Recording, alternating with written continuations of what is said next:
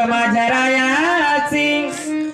आवड मला देहुला हो जायाची गाडी घुंगराची आली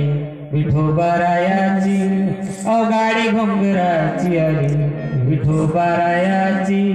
सामान सुमान भरून बाई मी बांधलं गाठोड गणपती बाप्पा गोड हाकतो या गाड आवड मला देहुला हो जायाची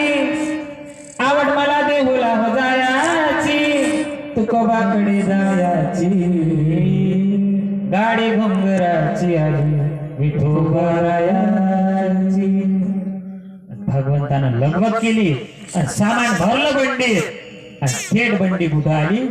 देहू मध्ये आली आणि जिजाबाईनं बंडी भरेल पाहिली